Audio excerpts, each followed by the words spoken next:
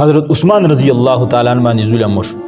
الریاض النظره فی مناقب العشره په دې کې د حضرت عثمان رضی الله تعالی عنہ متعلق لیکلي دي چې کله حضرت عثمان رضی الله تعالی عنہ هغه شهید کېده او اخیری لمحات یو نو په خپل کور کې د حضرت عثمان رضی الله تعالی عنہ مظلوم شهید شوی دی، ډیر مظلوم.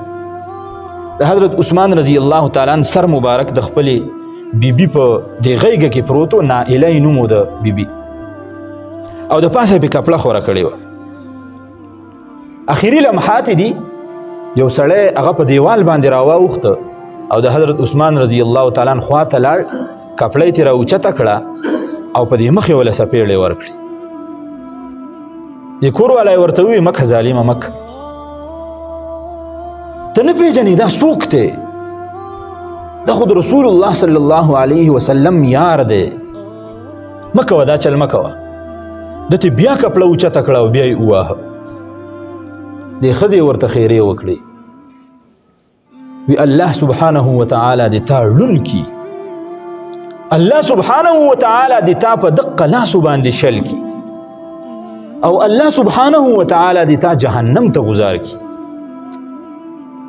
دغه سړی چې عثمان رضی الله تعالی عنہ سره ظلم کړی و، هغه وایي په دې دروازه کې وته دروازې ته نه ورسېدلی چې دواړه لاسونه یې الله پاک شل کړه، په دواړو سترګو باندې الله سبحانه وتعالی ړوند که، او څه وخت بعد به خلکو ته وي چې په دې زړه کې مې داسې اور بلیږي، د دنې نه مکمل زه سوی یم.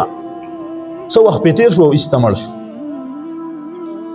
دا ورته د دقې مظلوم بددعا قبوله شوې وه، الله سبحانه وتعالی ته په دنیا کې هغه بدل واغست.